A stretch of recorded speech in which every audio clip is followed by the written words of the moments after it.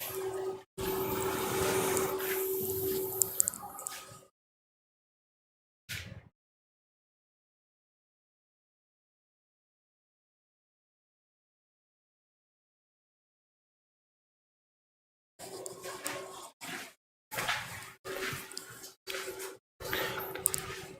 दोस्तों, मेरा नाम है ब्रजेश और मैं आप लोगों को पढ़ा रहा था फ्रिक्शन चैप्टर। पीछे हम लोग am I audible? Good evening everyone, please reply. Am I audible? जल्दी बताओ, इज इट क्लियर?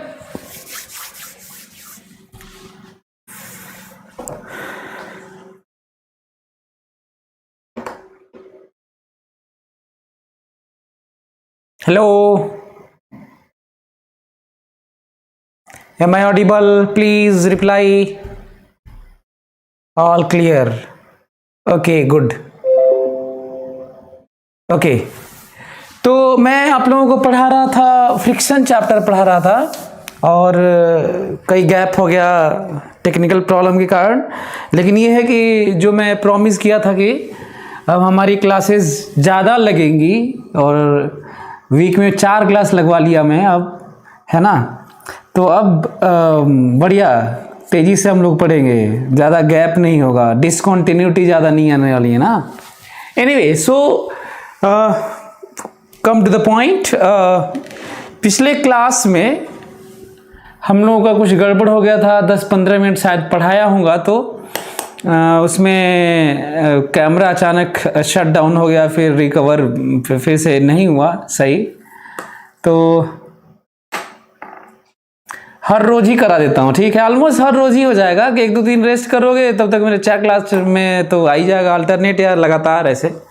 एनीवे, बल्कि बजाय इसके कि हम लोग कुछ इस पे चर्चा करें, मैं करवा चुका हूँ और पढ़ लेते हैं, ज़्यादा अच्छा रहेगा। एनीवे, सो हाँ, तो वही मैं करने जा रहा हूँ। मैं क्वेश्चन फिर से लिखवा देता हूँ क्योंकि वो जो पिछला वाला क्लास है उसे हटा दिया गया। सो ज़रूरी है कि हम फिर से उस क्वेश्चन को बोलें और इंक्लाइंड प्लेन पर जो चीज़ें पढ़ रहे थे, जो एंगल ऑफ रिपोज पढ़ लिए और उससे रिलेटेड सारी चीज़ें पढ़ लिए, तो मैं क्वेश्चन लिखवाता हूँ आपको इंक्लाइंड प्लेन पर स्टडी के नाम पर, और फिर से कई चीज़ें नई सीखते हैं। तो come on, write down question, जल्दी से क्वेश्चन लिखिए। क्वेश्चन लिखते हैं।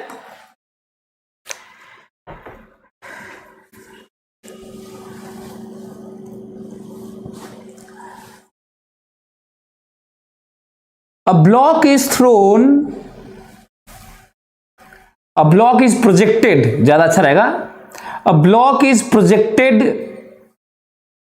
with some speed on rough inclined plane.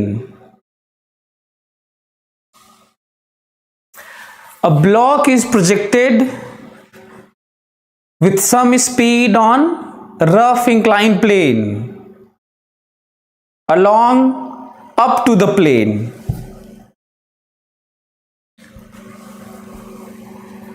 Along up to the plane, and it comes to rest after some time. सारी चीजें समझने की कोशिश करो। इस एक क्वेश्चन से मैं पूरे साइंस को डील करने जा रहा हूं, जो अक्सर मैं किया करता हूं। Along maximum slope, yes, okay, good. ये भी है, मैं एक्सप्लेन करूंगा। आप ये भी लिख सकते हैं, along maximum slope on inclined plane, along maximum slope up to the plane. It's okay, fine. बल्कि ज़्यादा अच्छा है कि पिछले वाले क्वेश्चन में कुछ और लिखवाया था, इस वाले में कुछ और लिखवाऊं, जबकि क्वेश्चन सेम रहेगा। तो ये भी देखने को हम लोगों को मिल सकता है कि एक ही चीज़ को किस तरीके से, कई तरीके से कहा जाता है। और जब हम एक ही तरीका सीखते हैं और क्वेश्चन में दूसरा तरीका सेम क्वेश्चन को कहा जाता है, तो हम फिर कर नहीं पाते, क्योंकि ज़्यादातर लोग रटने की तरह साइंस को देखते हैं, जो कि गलत है। Anyway, along maximum slope is a good good way to tell it. Anyway, so a block is projected with some speed on rough inclined plane along up to the plane, and it comes to rest after some time. If same block, next आगे लिखिए उसी में, if same block is projected with same speed, if same block is projected with same speed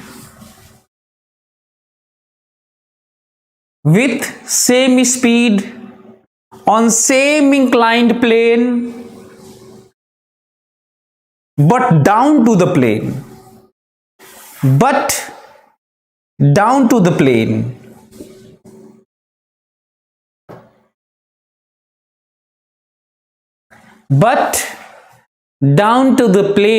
and it takes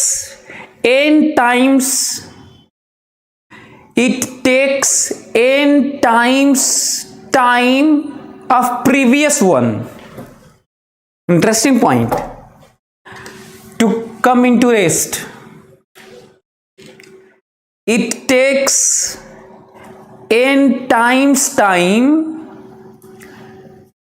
if same block is projected with same speed on same inclined plane but down to the plane,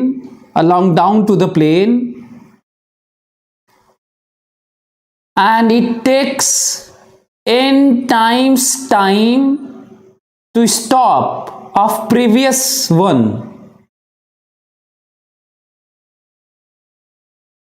Why time taken to stop? Time taken to stop is n times time of previous one.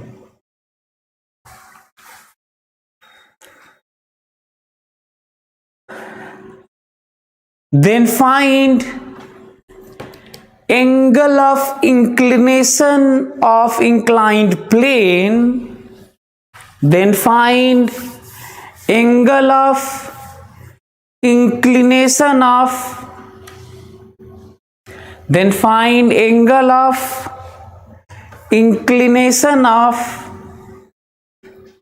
inclined plane if coefficient of friction between block and plane is mu.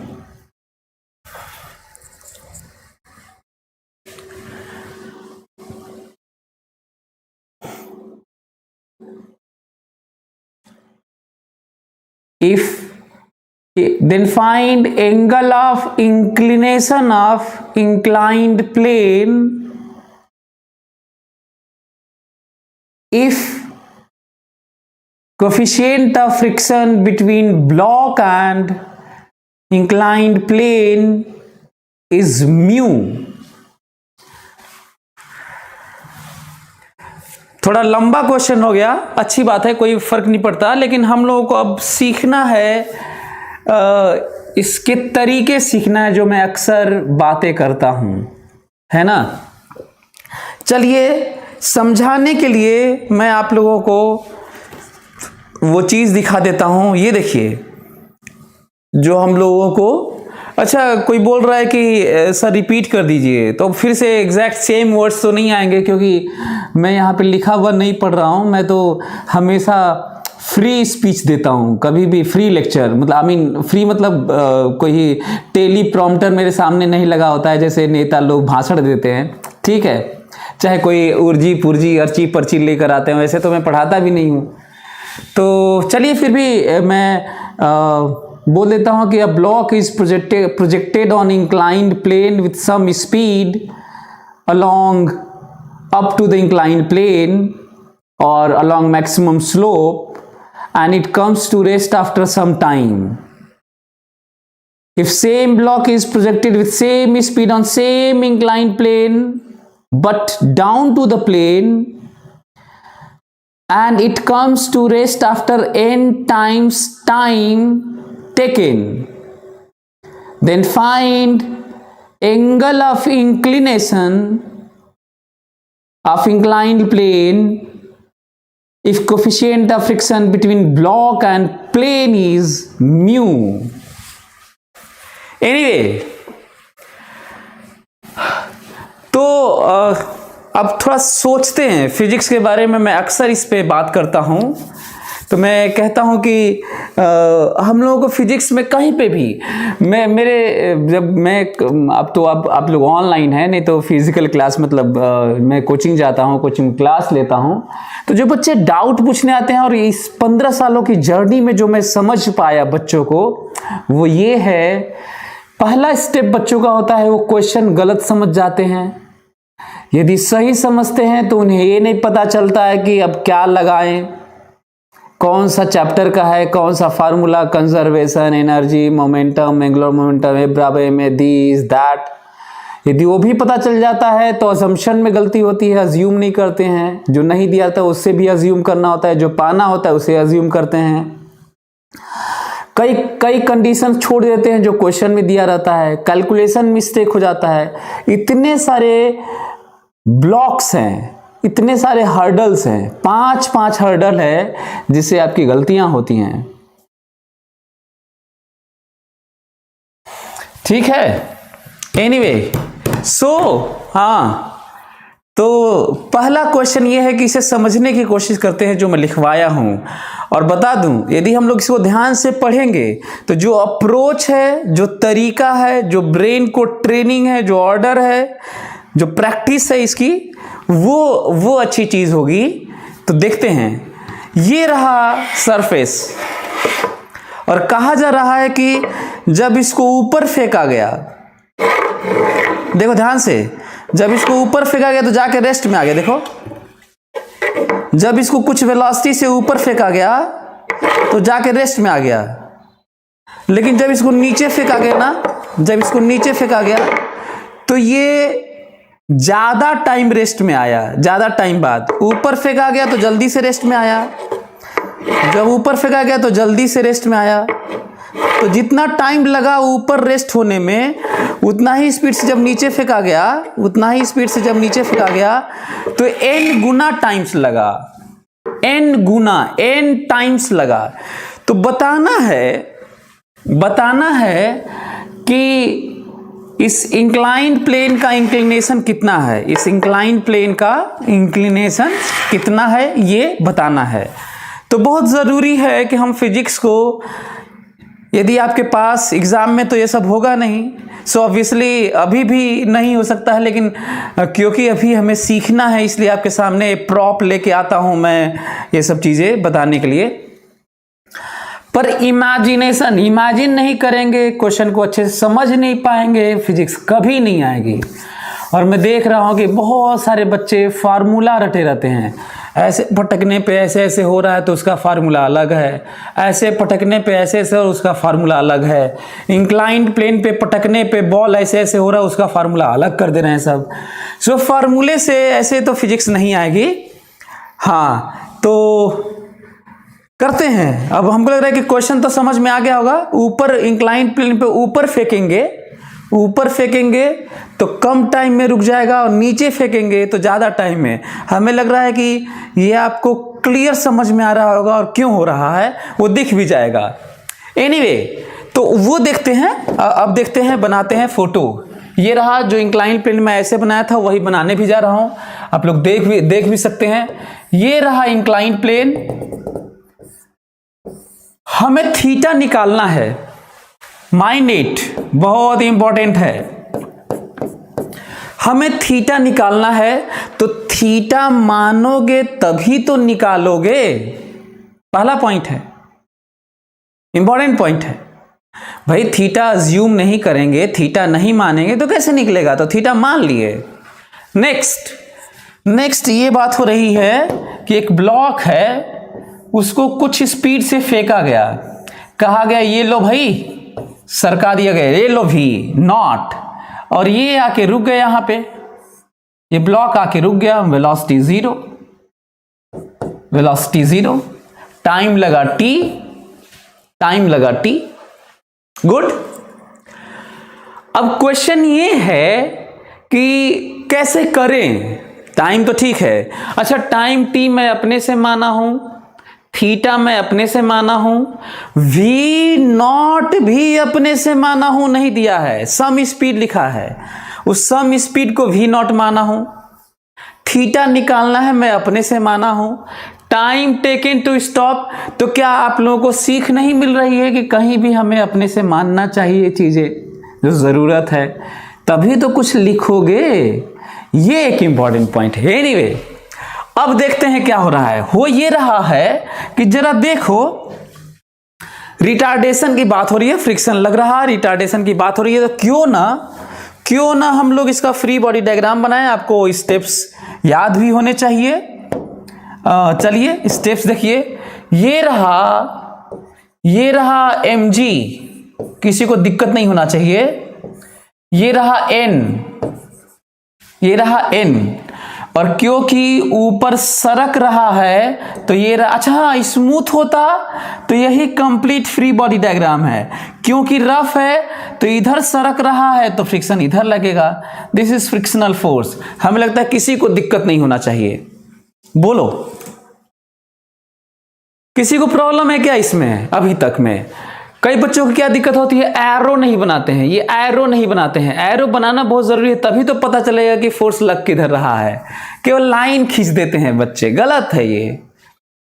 Anyway, सो अब देखिए, अच्छा अगला step आपको याद है, free body diagram, अच्छा वाला X Y axis, resolving of forces, equation of motion, balancing this that, limiting friction, then calculation and get the answer.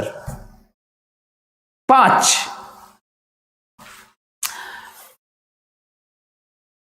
तो यहां पे पढ़ो। हमें लगता है कि फिजिकल क्लास कब चलेगी, तो चल रहा है यार फिजिकल क्लास। पता नहीं तुम लोग आ ही नहीं रहे हो तो क्या किया जाए। 3 महीने से फिजिकल क्लास चल रहा है और पता नहीं कितनी बार बताया जा चुका है कि फिजिकल क्लास चल रहा है। एनीवे, ये देखो तो, हाँ, अच्छा वाला एक्स वाई एक्सिस, तो जिसके अलोंग मोशन होता है वो वाला एक एक्सिस और दूसरा परपेंडिकुलर वाला, क्लियर?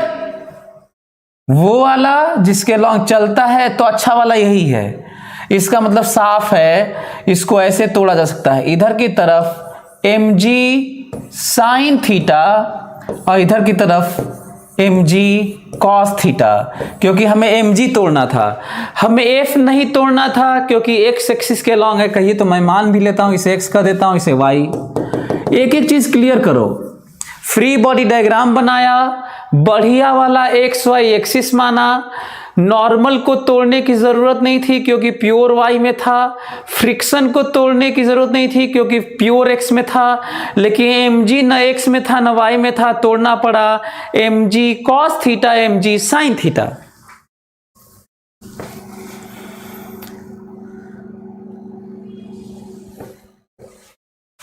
सिलेबस कभी खत्म नहीं होगा, सिलेबस खत्म होना भी नहीं चाहिए। सिलेबस खत्म होने का मतलब साइंस खत्म हो जाएगा, ठीक है? तो सिलेबस कभी खत्म नहीं होगा। जो पढ़ाया जा रहा है वो पढ़ो, वही सिलेबस है। यदि अच्छे से पढ़ लोगे तो आज ही सब पूरा सिलेबस खत्म हो जाएगा, यदि ठीक से। क्योंकि तो अच्छा, तुमको यही नहीं आता होगा तो पूरा सिलेबस पढ़ के क्या करोगे? यदि आपको एक चैप्टर ना आए अच्छे से तो बाकी सब भी मत पढ़ो ना, कोई फायदा नहीं है, खासकर फिजिक्स में। एनीवे, तो ये देखो, ये रहा। लेकिन अभी एक प्रॉब्लम इसमें क्रिएट हो रही है। अब मैं इक्वेशन लिखने जा रहा हूं, स्टेप से याद है आप लोगों को। y वाला बैलेंस है, क्योंकि जिसके लॉन्ग मोशन होता है वो तो अपना जो होता ही है, एक कम से कम बैलेंस रहता है जनरली। सो n की वैल्यू हो गई हमारे सामने, n की वैल्यू हो गई mg cos थीटा बैलेंस। और आपको याद है फ्रिक्शन में एफ मैक्स तो निकालना ही चाहिए, that is mu N, that means mu M G cos theta. So value of this is mu M G cos theta. Important point. अच्छा, आप कहेंगे कि सर ये पूरा क्यों लगा दिए? आप कहेंगे कि सर ये मैक्सिमम क्यों लगा दिए? आप तो पढ़ाए हैं कि फ्रिक्शनल फोर्स लिमिटिंग नहीं लगाते हैं। तो मैं कभी ये नहीं बोला कि जो लिमिटिंग निकालते हैं वो नहीं लगाते हैं, मैं कभी नहीं बोला। मैं ये कहता हूँ कि ये लग भी सकता है, नहीं भी लग सकता है, मैक्सिमम वैल्यू होती है, औकात होती है। ये कब लगता है ये भी बता चुका हूं। दुनिया में फ्रिक्शन से रिलेटेड मैक्सिमम मिनिमम किसी तरह की बात हो, बात किसी तरह की हो, मास की हो, करंट की हो, वेलोसिटी की हो, फ्लक्स की हो, पर फ्रिक्शन इन्वॉल्व हो, चार्ज की हो, वेलोसिटी की हो, एक्सेलरेशन की हो, फोर्स की हो, लेंथ की हो, थीटा की हो, डिस्प्लेसमेंट की हो, डिस्टेंस की हो, एनीथिंग पावर की हो, और फ्रिक्शन इन्वॉल्व है, तो maximum minimum power, charge, current, flux, this that, here there, कुछ भी बात हो रही हो, लेंथ, डिस्प्लेसमेंट, थीटा, तो हमें लिमिटिंग लगाना होता है मैक्सिमम मिनिमम के लिए, ठीक है। और दूसरा, जब चीजें सरकती हैं ना, चीजें सरकती हैं तब भी मैक्सिमम ही लगता है, लिमिटिंग ही लगता है। इंपॉर्टेंट पॉइंट है। हाँ, तो लगा दिया लिमिटिंग। अब हमको बताओ, फेंका गया है इधर, फेंका गया है इधर, ये तो बैलेंस है, वाई वाला भूल जाओ, ये तो हो चुका है, इक्वेशन लिखा जा चुका है वाई वाला। फेंका गया है इधर और फोर्सेस लग रहे हैं इधर, रिटार्डेशन कहते हैं इसे, और मैं न्यूटन सेकेंड लॉ लगाने जा रहा हूं। उल्टा फोर्सेस है और ये ध्यान दिया जाए कि इधर एक्सेलरेशन है। हम लोग न्यूटन सेकेंड लॉ को मैग्नीट्यूड की तरह लिखते हैं अक्सर, तो लिखते हैं मैग्नीट्यूड की तरह। देखते हैं जरा, फोर्स बताओ तो, नेट फोर्स, नेट फोर्स जरा बताओ तो, जरा नेट फोर्स बताओ तो, देख के, come on, net force mg sign theta plus mu mg cos theta, net force. मैं क्या लिख रहा हूं समझ में आ रहा है? ये F बराबर ma लिख रहा हूं, F बराबर ma, Newton's second law, net force, this is balance, y खत्म हो चुका है स्टडी, x वाला नेट फोर्स, इधर ही फ्रिक्शन लग रहा है और इधर ही mg का कंपोनेंट भी इधर ही लग रहा है।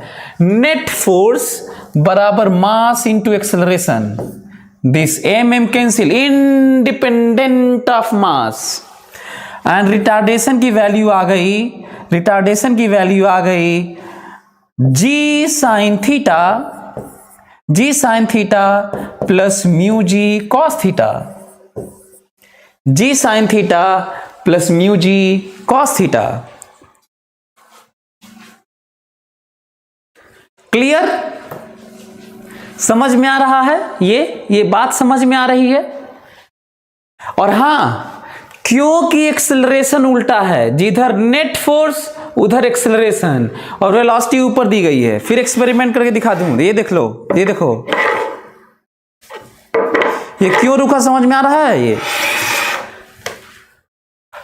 अच्छा, ये क्योंकि कांस्टेंट है, इसलिए मैं 9वीं क्लास का, 9th क्लास का 3 इक्वेशन लगाने जा रहा हूं।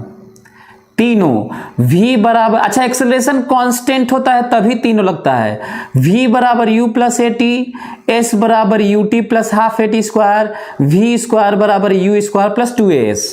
गुड, चलिए मैं 9वीं क्लास का 3 इक्वेशन में पहला इक्वेशन लगाने जा रहा हूं, क्योंकि टाइम की बात हो रही है। देखो तो यहां से यहां तक की बात, v0, v बराबर u, this is u minus retardation, minus this is retardation, g sine theta plus mu ji cos theta into T, this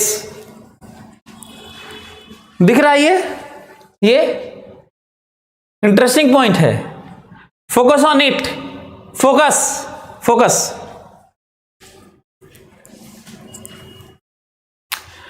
आप हमको ये बताओ कि क्या ये आप लोगों को समझ में आया, तो मैं फटाक से इसको यहां पे लिख के फिर इसको मिटा लूं यार, हाँ बोलो, और फिर एक दूसरा नीचे वाला बना के लिख लेता हूं, यदि आप लोग बोले तो मैं करूं। ये जो रिजल्ट आया है जरा देखो कि ये मैं वी नॉट को इधर कर लेता हूं, इसको इस पूरे को इधर कर लेता हूं ना, या वी नॉट को इधर कर लेता हूं। मेरे पास रिजल्ट आया, जो रिजल्ट आया वो कृपया देखें आप लोग। रिजल्ट आया वी नॉट बराबर जी साइन थीटा प्लस म्यू जी कॉस थीटा इंटू टी। सही है, ये रिजल्ट आया। नेक्स्ट हाँ, अब मैं अगला कंडीशन लिखने जा रहा हूं। ध्यान से, इसको नहीं मिटा रहा हूं क्योंकि इसी तरह की बात होनी है। इसको मैं मिटाने जा रहा हूं। मेरा स्टडी ऊपर वाला हो गया, अब मैं स्टडी ये वाला करने जा रहा हूं, ये वाला। और पता है इस एक क्वेश्चन में, अब सोचो, केवल ऊपर वाले पे बहुत सारे क्वेश्चन बनते हैं, केवल नीचे वाले पे बहुत सारे क्वेश्चन बनते हैं। दोनों को मिला के कठिन क्वेश्चन बनाया हूं, जो आपको आए हुए एग्जाम में इरोडो में, इरोडो जो दुनिया की सबसे टफ बुक मानी जाती है इंटरमीडिएट लेवल पे, उसमें भी तो सब जगह आपको मिल जाएगा। लेकिन आपको फिर से याद दिला दूं, क्वेश्चन कठिन नहीं होते। जब कई चीजें मिल जाती हैं हम कर नहीं पाते, उसे कठिन कहते हैं। लॉज की लिमिटेशंस हैं, मैं बता दूं आपको। मैं तो कई बार ये बोलता भी हूं कि लोग सोचते हैं कि साइंस कठिन है, इसलिए क्योंकि उसमें क्या क्या नहीं होता। मैं बताता हूं क्या क्या होता है, बहुत कुछ होता है, लेकिन लॉज की लिमिटेशंस होती हैं। उसमें याद नहीं करना होता है, बल्कि सोच को ट्रेनिंग देनी होती है, ब्रेन को। मैं तो कहता हूं कि बल्कि सिविक्स, नागरिक शास्त्र, इतिहास, भूगोल बहुत कठिन है। अकबर का जन्म कब हुआ था, हुमायूं का जन्म कब हुआ था, बाबर का जन्म कब हुआ था, कौन किसका बेटा है, किसके राज में क्या था, कौन से सिक्के चलते थे, कैसे वसूली होती थी, राजस्व कैसे, क्या बकवास है भाई। हमको लगता है कि ये कठिन है। लॉज की लिमिटेशन है साइंस में। तो अब मैं इसको मिटाने जा रहा हूं, और मैं बात करने जा रहा हूं नीचे स्लाइड करने की। नीचे, कम ऑन, माइंड इट। ध्यान से सभी लोग समझने की कोशिश करें मैं क्या कर रहा हूं। ये देखिए, वही इंक्लाइन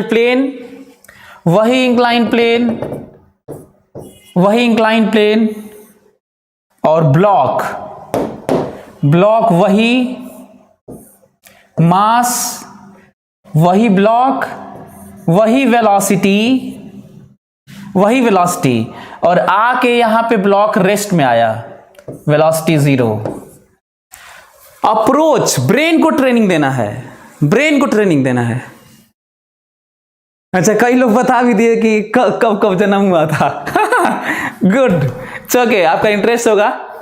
तो ये रहा नीचे जाने का। अच्छा, इसका स्टडी होके मैं ये लिख चुका हूं। 9वीं क्लास का इक्वेशन लगाया था और ये हो चुका है, मैं पढ़ा चुका हूं उसको। रिजल्ट मैं यहां पे लिख दिया हूं। अब मैं ये वाला स्टडी कर रहा हूं। जरा ध्यान से देखा जाए तो, सभी लोग देखें, नोट करें। पूरे क्लास में अक्सर मैं एक क्वेश्चन से रिलेटेड वो सारे वेरिएशन बताता हूं, लेकिन ध्यान रखिएगा उस समय मैं पूरे साइंस के, पूरे फिजिक्स की बात करता हूं। यदि फोकस करके ध्यान दे के मेरी बातें सुनी जाएं तो हमें पूरे फिजिक्स पढ़ाने की जरूरत नहीं होगी। आप अपने से पढ़ सकते हैं। जो कि ज्यादा जरूरी है, ये इंपॉर्टेंट पॉइंट है कि हम अपने से कितना कर पाते हैं। और वही मैं चाहता हूं कि आपका सेल्फ मोटिवेशन, जो इंटरेस्ट है, वो ट्रिगर हो जाए। मेरा मकसद यही होता है। एनीवे, तो ये गया और रुक गया। कौन सी बात हो रही है, याद दिला दूं। ये देखिए,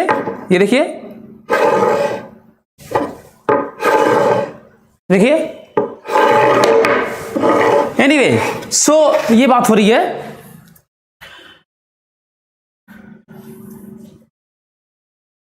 तो मैं फिर से करने जा रहा हूं।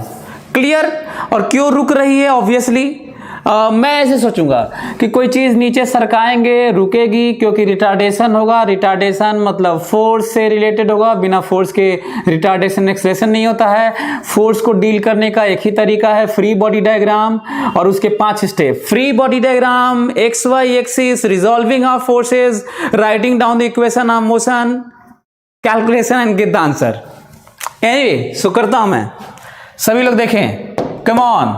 फ्री बॉडी डायग्राम में सबसे पहले मैं mg दिखाया, नेक्स्ट वन इज नॉर्मल, और क्योंकि रफ सरफेस से नीचे सरक रहा है, नीचे सरक रहा है तो फ्रिक्शन अपोज करेगा, सरक रहा है तो वेलोसिटी का अपोज करेगा, ये रहा फ्रिक्शन।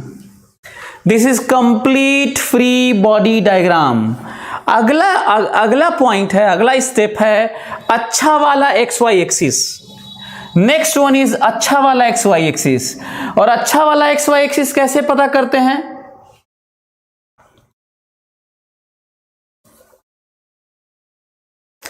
नहीं, नीट में फिजिक्स फॉर ऑल का सब एक्सरसाइज नहीं, केवल लेवल 1 लेवल 2 बनाओ। लेवल 1 बनाओगे तो काफ़ी अच्छा स्कोर करोगे नीट में, और लेवल 2 भी बना लोगे तो बहुत अच्छा रैंक आ जाएगी, है ना। और लेवल 1 बना लोगे तो जस्ट सेलेक्ट हो जाओगे नीट में। So next one is resolving of forces, theta 90 mass theta theta. Again, this is nothing but mg cos theta and this is nothing but mg sin theta. आपको पता ही है, मैं जानबूझ के इसको नहीं मिटाया क्योंकि ये वाला अभी भी वही है, ये बैलेंस है तो यही है। फ्रिक्शनल लिमिटिंग फ्रिक्शन निकालने का बात तो अभी भी वही है। इसका मतलब ये कुछ और नहीं, ये म्यू mg cos थीटा ही है। अब अगला पॉइंट सुनो, अगला पॉइंट सुनो, फोकस करो मेरी बात पे ध्यान से, फोकस ध्यान से, मैं क्या बोल रहा हूं। जब हम लोग किसी इमेजिनेशन के नाम पे बता रहा हूं, जब हम इसको ऊपर फेंकेंगे, जब हम इसको ऊपर फेंकेंगे तो mg sin थीटा नीचे और फ्रिक्शन भी नीचे, मतलब दोनों फोर्स नीचे। ये वाला तो बैलेंस रहेगा, ये वाला दोनों फोर्स नीचे, तो रुकना तय है। जब इसको ऐसे फेंकेंगे तो रुकना मस्ट है, हो ही नहीं सकता कि ना रुके। लेकिन जब इसको नीचे फेंकूंगा ना ऐसे, तो mg sin थीटा तो नीचे ही रहेगा, लेकिन फ्रिक्शनल फोर्स ऊपर होगा, म्यू mg cos थीटा, क्योंकि इधर सरक रहा है। ठीक है, यदि ऐसा है, यदि ऊपर म्यू mg cos थीटा लग रहा है, नीचे mg sin थीटा, और क्योंकि हमारे पास न्यूमेरिकल नहीं है, फिर से मैं आपको एक और चीज याद दिलाऊंगा, जब हमारे पास न्यूमेरिकल वैल्यू होती है ना किसी भी चीज की, दुनिया की, charge, current, velocity, force, momentum, power, flux, this that, theta, length, distance, displacement, तो हम लोग रिलेटिव इनइक्वालिटी ज़्यादा कम समझ पाते हैं। लेकिन जब सिंबल में होता है ना तो हम लोग कम समझ पाते हैं, जबकि करना तो ऐसे ही चाहिए। और जब हमारे पास न्यूमेरिकल वैल्यू होता है तो साफ दिखता है क्या होगा क्या नहीं होगा। लेकिन जब सिंबल में चीज़ें होती हैं तो दिखता नहीं है, इसीलिए हमें केस बनाना पड़ता है। बड़ा पॉइंट है। फिर से, जब चीजें सिंबल में होती हैं, पता चला U है, T है, I है, Q है, L है, थीटा है, फोर्स F है, पावर P है, काइनेटिक एनर्जी K है, तो हमें पता नहीं चलता ज्यादा कौन है। ये काइनेटिक एनर्जी ज्यादा है क्यों, मान लीजिए K1 है, वो K2 है। भाई काइनेटिक एनर्जी 10 जूल और 20 जूल होता तब ना पता चलता कि कौन ज्यादा है, K1 K2 है। इसीलिए सिंबल वाली चीजों में हमें केस बनाना पड़ता है, और यही रीजन है कि मैं केस बनाने जा रहा हूं। 3 केस, ध्यान से सुन लो, 3 केस बनते हैं। ऊपर वाले के लिए तो एक केस बनता है रुकना ही, रुकना तय है। लेकिन जब नीचे सरकाएंगे तो 3 केस बनता है। सुनो ध्यान से, मैं नीचे सरका दिया हूं, V0 दिख रहा है, यदि mg sine theta mu mg cos theta से बड़ा हुआ, देखो उल्टा है, वहां पे एक ही तरफ था, देखो एक ही तरफ था, दोनों जुड़ गए थे, यहां पे उल्टा है, नीचे सरकाया गया है। यदि mg sine theta mu mg cos theta से बड़ा हुआ तो नेट फोर्स इधर होगा, जो बड़ा होगा उधर होगा, और जब नेट फोर्स इधर होगा तो उधर ही एक्सेलरेशन होगा। यदि उधर ही एक्सेलरेशन होगा और उधर ही वेलोसिटी है तो अब वेलोसिटी कम नहीं होगी और बढ़ती चली जाएगी और ये रुकने वाला नहीं है।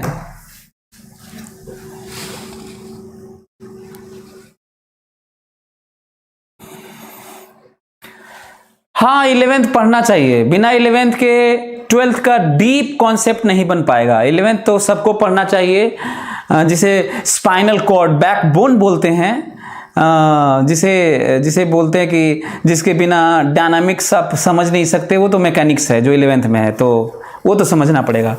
सो यदि mg साइन थीटा ग्रेटर हुआ है म्यू mg कॉस थीटा से, तो ये एक्सेलरेशन इधर होगा, वेलोसिटी इंक्रीज करती चली जाएगी, रुकेगी नहीं। Good, is it good? बोलो, कोई दिक्कत? और इस पे क्वेश्चन बनते हैं, बहुत कुछ बनते होंगे, आप करिएगा, लेकिन केस समझ लीजिए। यदि मैं उस केस को भी नया नया बनाने, मेरे पास बोर्ड में इस इंटरेक्टिव बोर्ड पे स्पेस भी कम है क्योंकि मोटा मोटा बड़ा बड़ा लिख रहा हूं मैं, तो लेकिन अब डील करना, कितना डील किया जाए। वैसे भी बहुत सारे लोगों की शिकायत होती है कि मैं बहुत इतना डीप में पढ़ाता हूं, लेकिन मेरा मानना है, कई बार बोला भी हूं कि मेरे पढ़ाए हुए बच्चे अक्सर फिजिक्स में ही सबसे ज़्यादा लेकर आते हैं। ठीक है, रीज़न यही है। भले ही वो अपनी शिकायतें दर्ज कराते रहे हमसे कि सर कोर्स ख़त्म नहीं हुआ, सर ये पार्ट आप पढ़ाए होते, सर थोड़ा जल्दी जल्दी पढ़ा देते तो दूसरा भी पार्ट कवर कर लेते, है ना। Anyway, so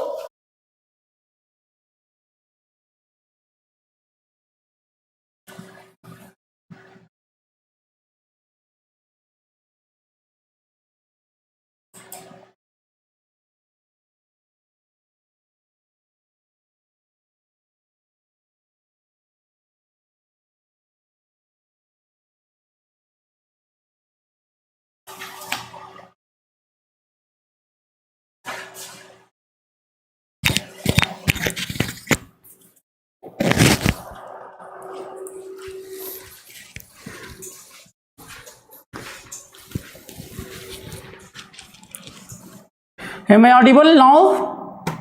Please reply.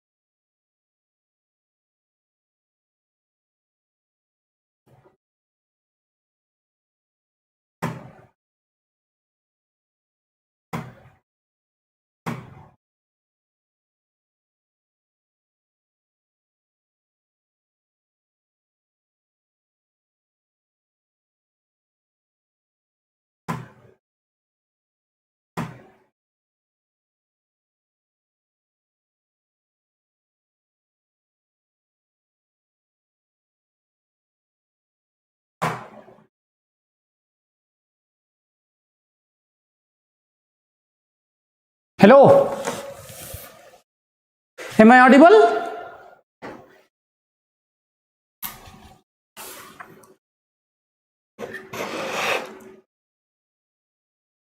Please reply. Am I audible to everyone?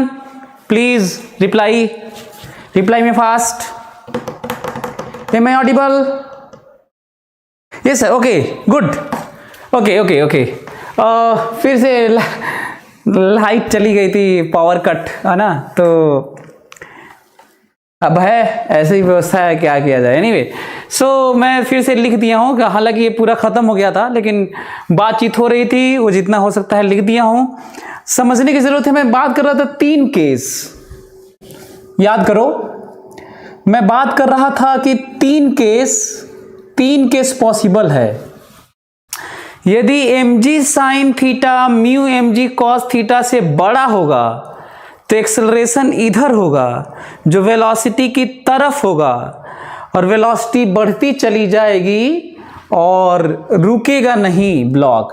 फिर कोई कंपैरिजन नहीं होगा कि इसके रुकने में जितना टाइम लगा है इसके रुकने में उसका n गुना इसमें लगा है। फिलहाल कहा गया है n गुना है।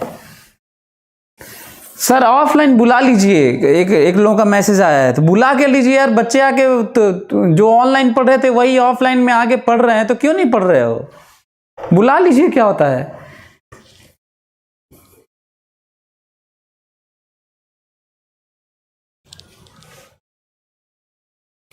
एनीवे, तो मैं ये बोल रहा था कि जब ये ज्यादा होगा इससे तो एक्सेलरेट होगा, वेलोसिटी बढ़ती चली जाएगी और ये रुकेगा नहीं।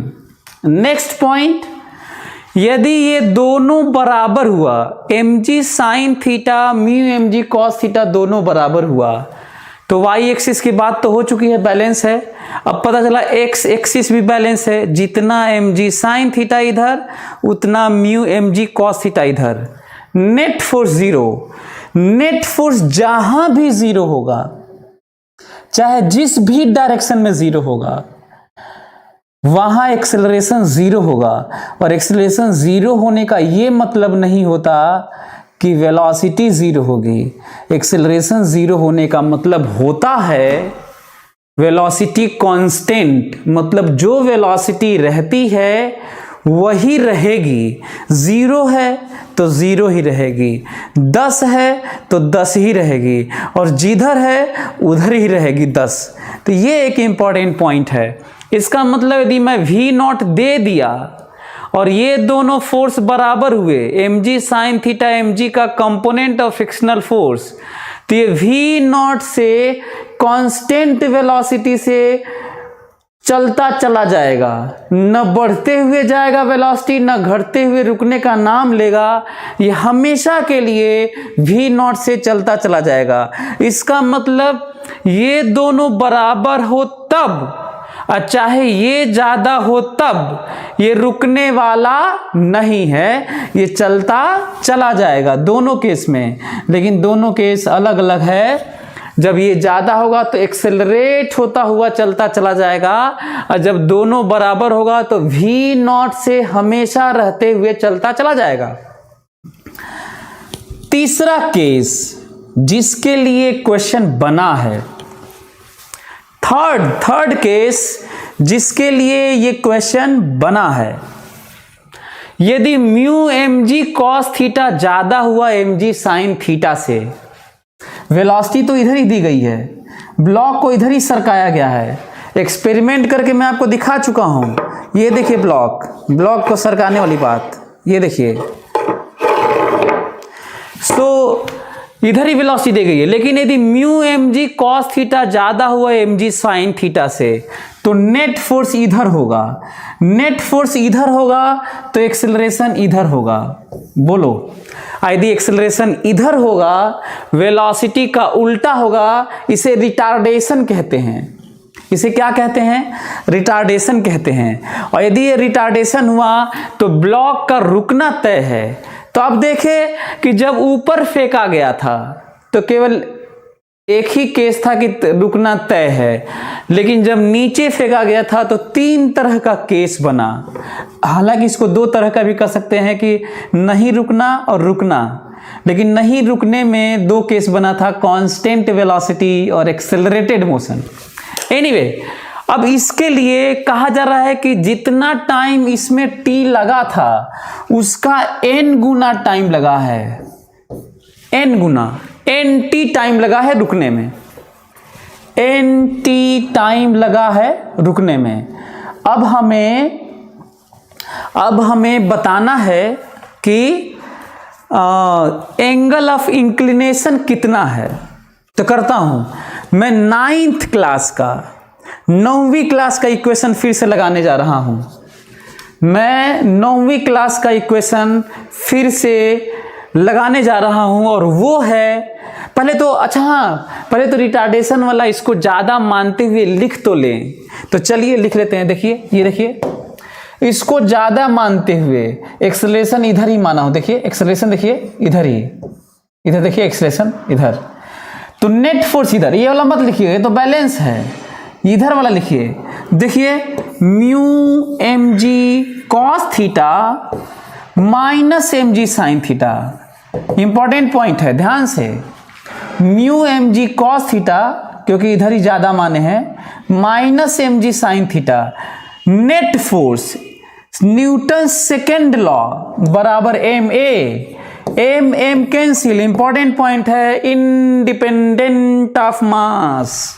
ये भी अपने आप में एक अच्छा रिजल्ट है।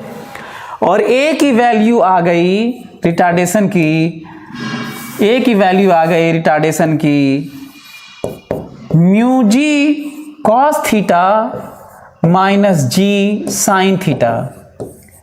Is it okay? Is it okay? और फिर से, अच्छा हाँ, फिर से मैं बता दूं, जिन लोगों का फिजिक्स कमजोर होता है वो लोग स्टेप्स को फॉलो नहीं करते, आराम से लिखते हुए आगे नहीं बढ़ते, ये डरावना रिटार्डेशन है। बच्चे उसको ज़्यादा आसान महसूस करते हैं जब क्वेश्चन में रिटार्डेशन 2 दिया रहता है। तो 2 की जगह ऐसे है तो इसी को लेके चलो, घबराने वाली कौन सी बात है इसमें। और 9वीं वाला इक्वेशन लगाओ। पहला इक्वेशन लगा रहा हूं, v बराबर u प्लस ए टी। जरा ध्यान से देखिएगा, इनिशियल वेलोसिटी v नॉट है और फाइनली रुक जाने की बात हो रही है। v बराबर, माइंड इट, v बराबर 0, v बराबर u माइनस, ये माइनस समझ में आ रहा है, उल्टा एक्सेलरेशन है, हम लोग मैग्नीट्यूड लिखते हैं, mu G cos theta minus G sine theta, v बराबर u minus A T, time है उसका n गुना, टाइम है उसका n गुना। जितना देर ऊपर फेंकने पर रुक गया था उसका n गुना टाइम जब डाउन फेंका गया तो रुका था। ये जो 2 केस का रिलेटिव बात हो रहा है, इस तरह का रेशियो लेना, डिफरेंस की बात करना, इनइक्वालिटी की बात करना, आपको नहीं लगता कि पूरे साइंस में इसी तरह की चीज़ें भरी होती होंगी?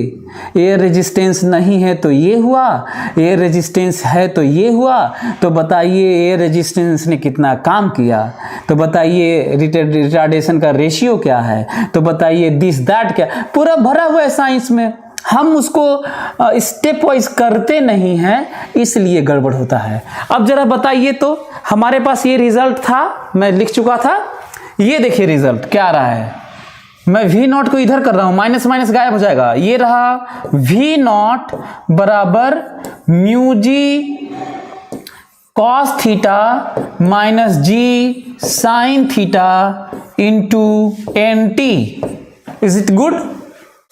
Here 2 case study.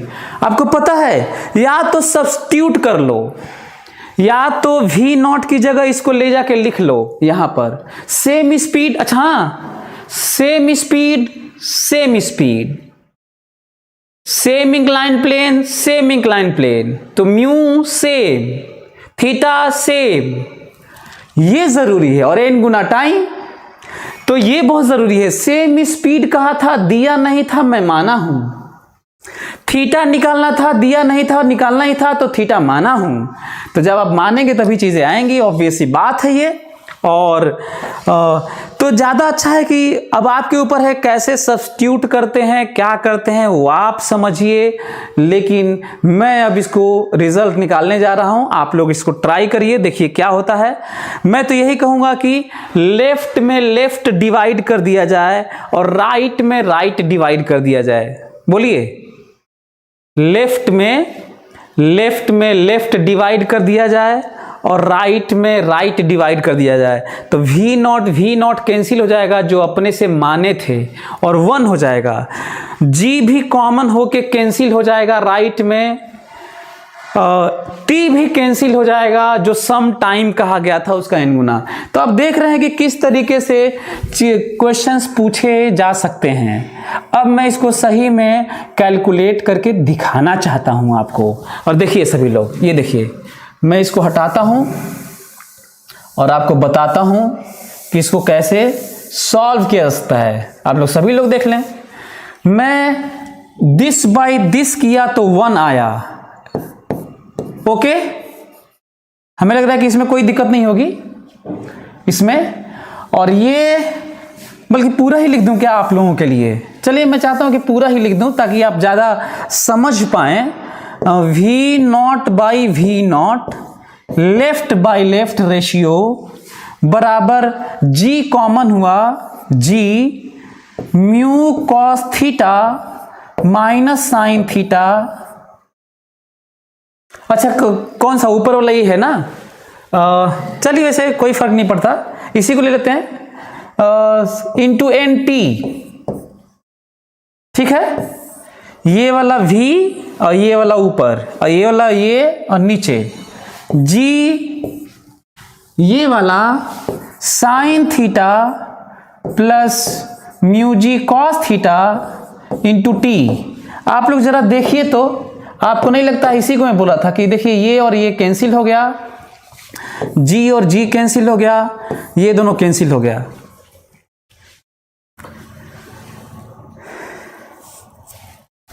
मैं आपको ये बताना चाहता था, ठीक है।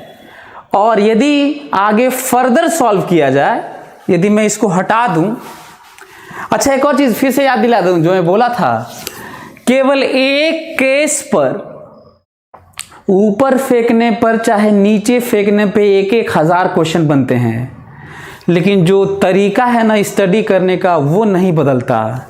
जो फोर्स लगने का, रिटार्डेशन का तरीका है वो नहीं बदलता। इसमें 3 केस होने वाले नहीं बदलते। ये मैं तुम्हें बताना चाहता हूँ, जो कि ज़रूरी हिस्सा है, पार्ट है। फिलहाल मैं चाहता हूँ कि इसको सॉल्व किया जाए और आप लोग देखें। एक चीज़ हो सकता है कि इसको हम लोग कॉस थीटा से डिवाइड कर दें। फिलहाल इधर की तरफ तो 1 आएगा, लेफ्ट में 1 आएगा। इधर यदि कॉस थीटा से डिवाइड कर दें, इधर यदि कॉस थीटा से डिवाइड कर दें तो बचेगा यहाँ म्यू बचेगा माइनस टैन थीटा बचेगा, बाई म्यू बचेगा यहाँ पर, और यहाँ पे टैन थीटा बचेगा। और यहाँ पे कॉस थीटा, ऊपर नीचे कॉस थीटा से डिवाइड करना है, यहाँ पे टैन थीटा होगा, और यहाँ पे प्लस म्यू। अच्छा, यहाँ पे जी नहीं रहेगा ना, म्यू यहाँ पे ये गलती हो गया था, mu cos theta into T, जिसको कैंसिल किया गया था, कहा था कि ये कैंसिल हो गया, तो यहाँ पे म्यू। हाँ, तो यहाँ पे टैन थीटा बचेगा और यहाँ पे tan theta plus mu into N, ये वाला एन, ये वाला अभी कैंसिल होके एन बचा हुआ है। Is it okay? क्या इसके बाद आप लोग सॉल्व नहीं कर सकते? हाँ, इसको इधर लेके जाता हूं, इधर की तरफ, नीचे वाला टैन थीटा प्लस म्यू बराबर N mu minus N tan theta. ध्यान से देख लो, किसी को कोई दिक्कत नहीं होनी चाहिए। मैं इधर वाला नीचे वाला उधर लेके गया और ऊपर वाले में n मल्टीप्लाई कर दिया, ये वैल्यू आया। मैं यहां पे इसको मिटा के लिखने जा रहा हूं, सभी लोग देखें, सभी लोग देखो क्या करने जा रहा हूं मैं। ये देखो, इसको मैं इधर लेके आया, ये वाले पार्ट को मैं इधर लेके आया, ठीक है। तो मिला हमें 1 प्लस, पूरा ही लिख देता हूं, टैन थीटा, इसको इधर लेके आऊंगा तो प्लस एन टैन थीटा बराबर म्यू एन, इधर minus mu, tan theta common आ गया ब्रैकेट में आया n+1 और यहां पे म्यू कॉमन आ गया और यहां पे आया n-1। सो tan थीटा बराबर mu n-1 plus by n+1। This is relation, यही दिस थीटा जो आपके सामने है, जो आपके सामने है।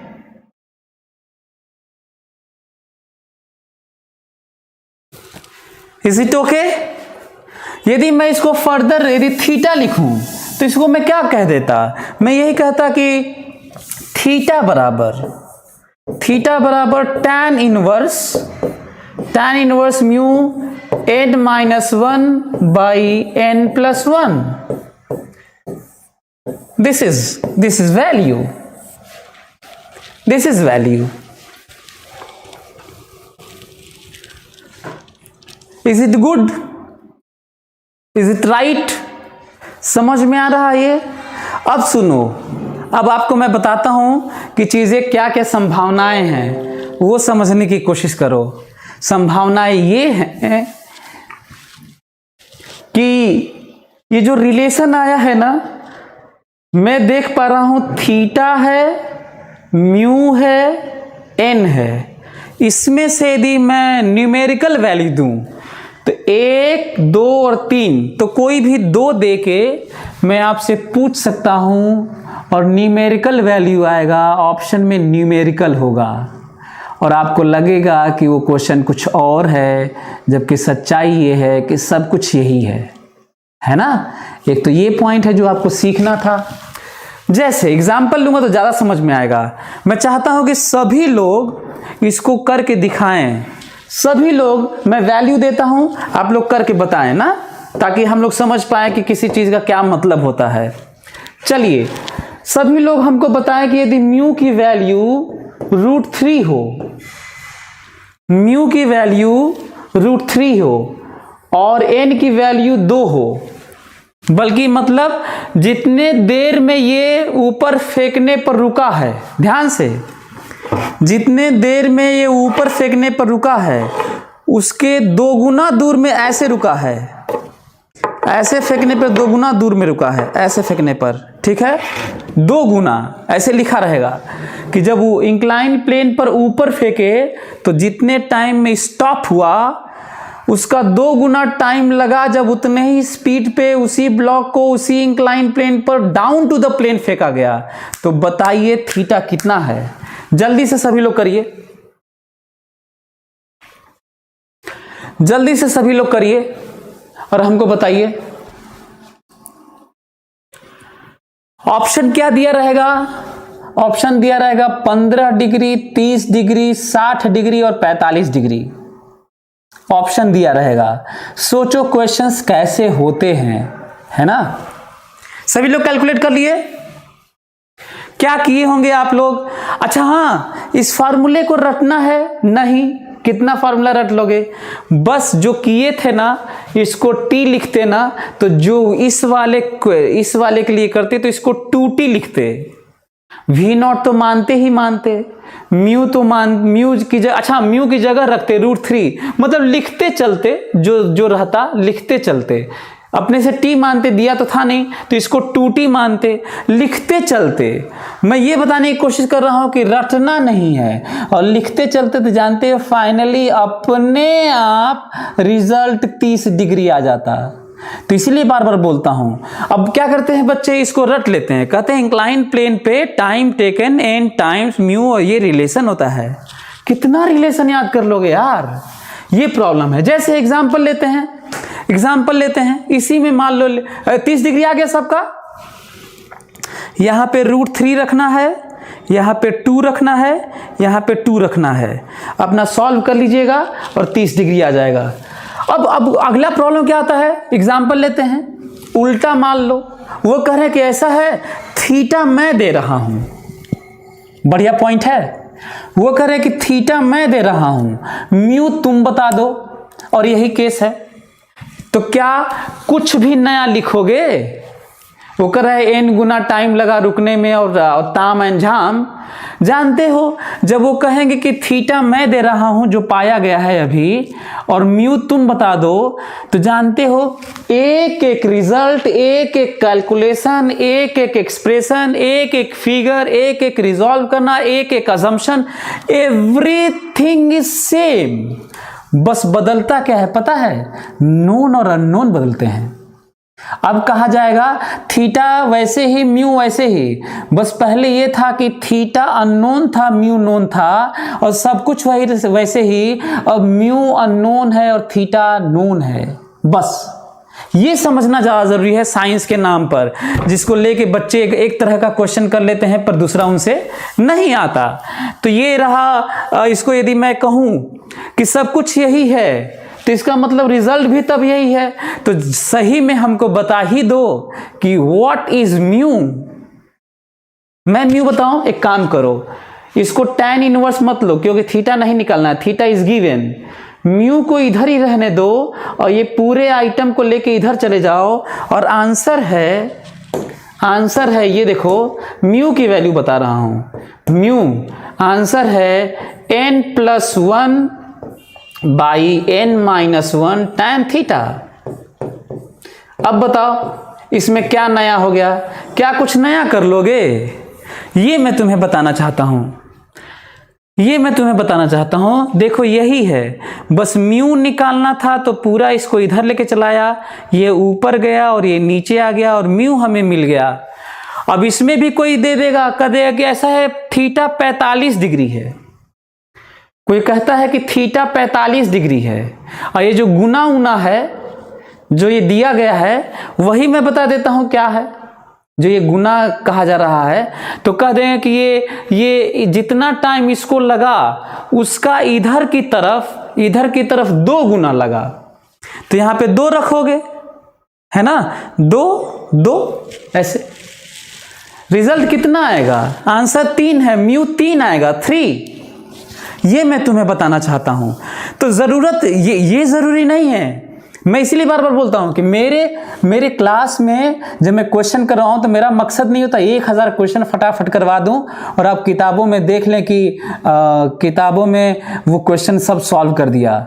मेरा मकसद ये होता है कि आप सोचना सीख जाएं और आपके अंदर ये डेवलप हो जाए कि लॉज की लिमिटेशंस होती हैं जो अभी तक डिस्कवर्ड है और हमेशा ही लिमिटेशन रहेंगी। वेरिएशन और सिचुएशन अनलिमिटेड होते हैं, लॉज ये अनलिमिटेड नहीं है। ये मैं तुम्हें बताना चाहता हूं। इसी टोके अब दूसरा सुनो, इससे रिलेटेड अंतिम बात करके आज का क्लास ओवर करते हैं।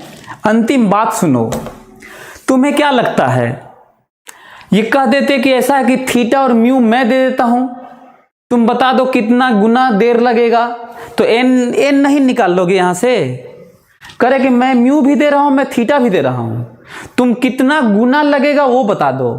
What is ratio of time taken, that is Guna. n निकालना है तो निकाल लेना भाई, क्या दिक्कत है इसमें तुमको।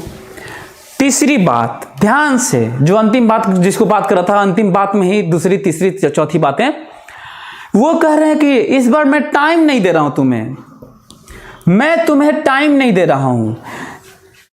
जितने स्पीड से इधर फेंका गया उतने ही स्पीड से इधर फेंका गया, पर जितना दूर ये चला उसका n दूरी इधर चला, मतलब ये चला s, तो इधर चला ns,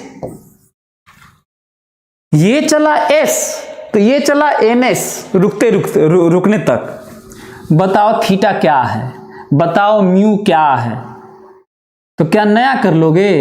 एक एक फोटो, एक एक diagram, free body diagram, resolving, result, एक एक चीज सेम आएगा, सिवाय इसके कि 9वीं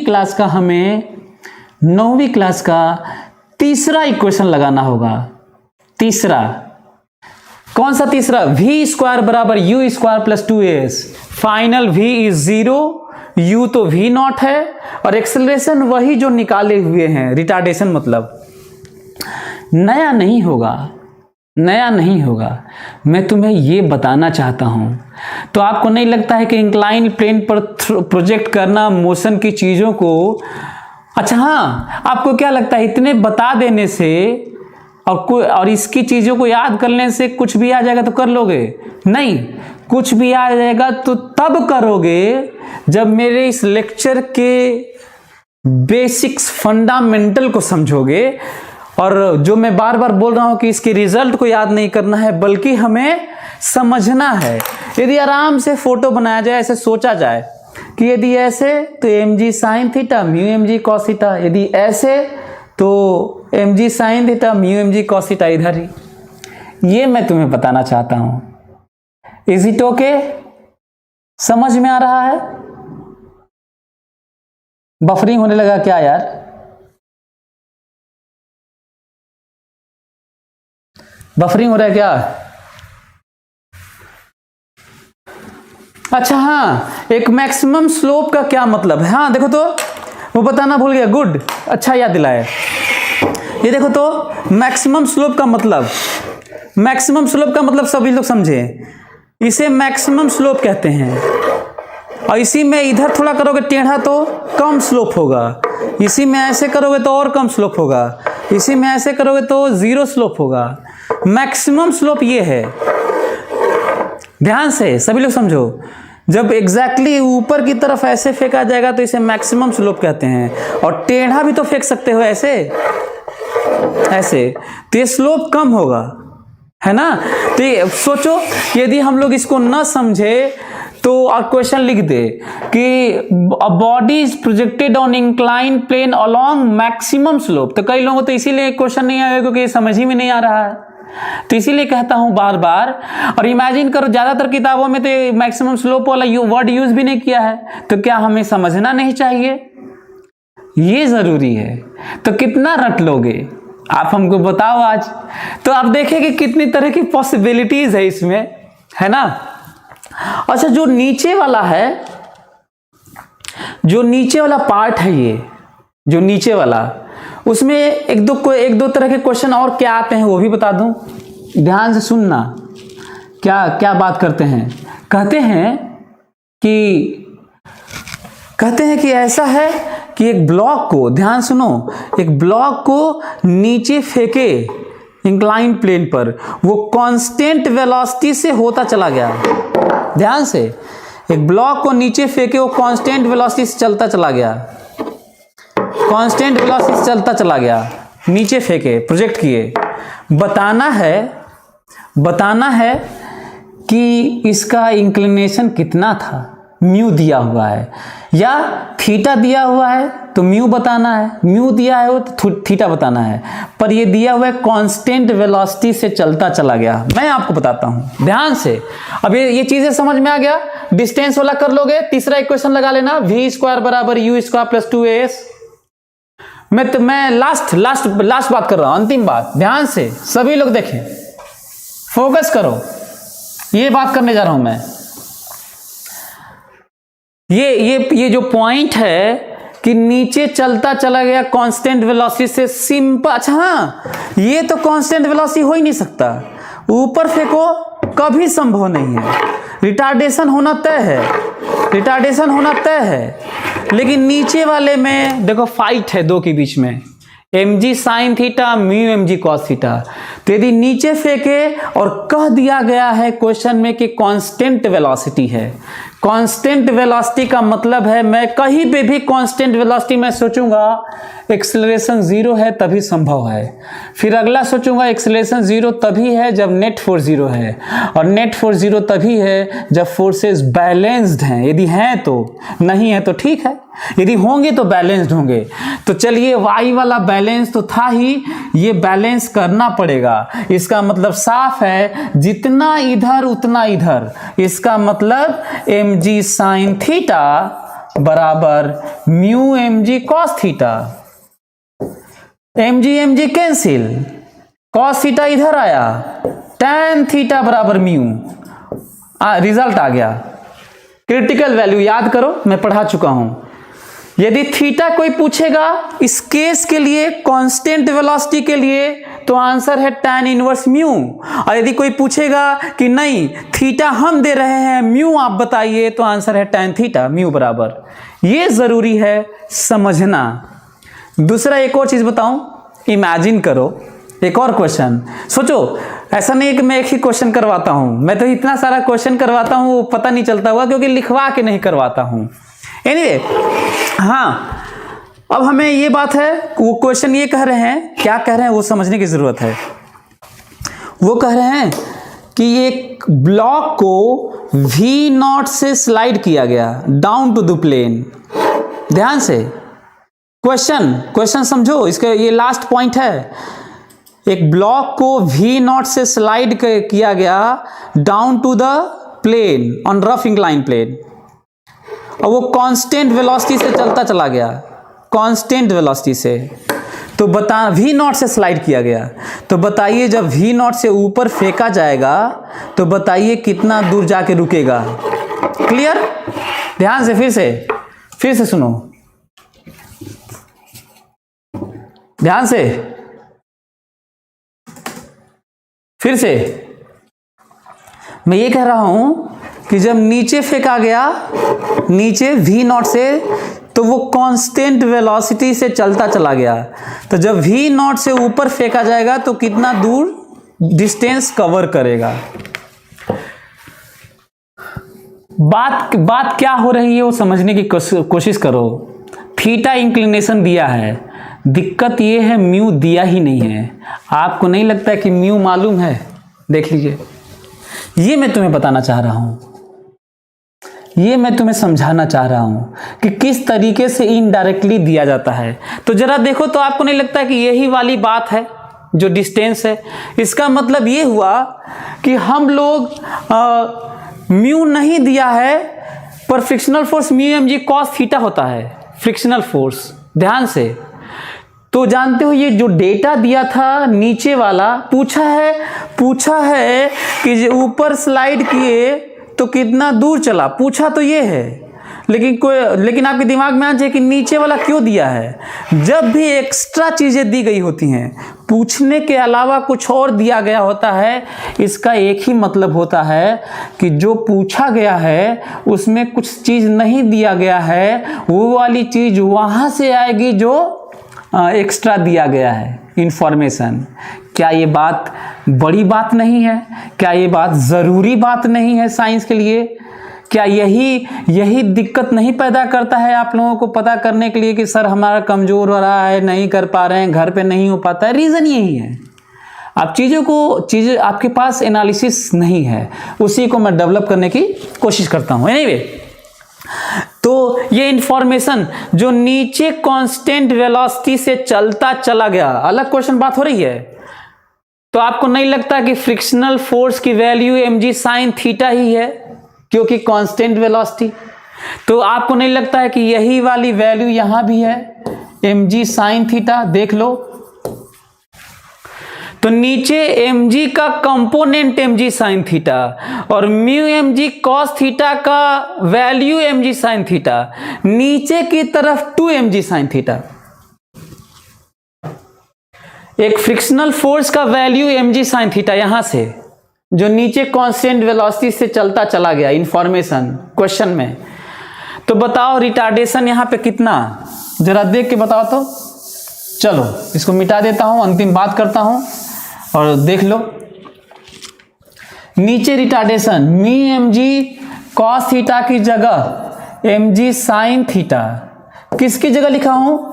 म्यू mg cos थीटा की जगह लिखा हूं, अब प्लस mg का कंपोनेंट mg sin थीटा बराबर mass into acceleration, mm cancel, और एक रिटार्डेशन की वैल्यू आ गई 2g sin थीटा। रिटार्डेशन की वैल्यू आ गई 2g sin थीटा, और डिस्टेंस की बात हो रही थी कितना दूर जाके रुका। मैं 9वीं क्लास का तीसरा इक्वेशन लगाने जा रहा हूं, मैं 9वीं क्लास का तीसरा इक्वेशन लगाने जा रहा हूं। रुक गया है v स्क्वायर बराबर u स्क्वायर, ये दिया गया है, -2a, this is retardation, 2g sin theta कहाँ से आया है बात कर चुका हूं। और s की वैल्यू है v not square by 4g sine theta, जिसमें म्यू आया ही नहीं, जिसमें म्यू आया ही नहीं। क्यों म्यू नहीं आया? क्या म्यू था? नहीं था, लेकिन क्वेश्चन ऐसा बनाया गया इंफॉर्मेशन देके जिससे लोग गच्चा खा जाते हैं और क्वेश्चन नहीं हो पाता। इससे मैं आपको ये भी बताना चाहता हूं कि क्वेश्चन कठिन नहीं होते, साइंस कठिन नहीं है, हम उसको कठिन बनाए रहते हैं, हवा बनाए रहते हैं। तो चलिए अगले क्लास में और भी हम लोग डिटेल में पढ़ेंगे। तब तक के लिए अपना ख्याल रखिएगा, मेहनत करिए। और जैसे मैं अप्रोच बताता हूँ सोचने का और कहता हूँ बार बार कि रटने का नहीं है, तो आप ऐसे ही चीज़ों को देखिए। Thank you so much, good night.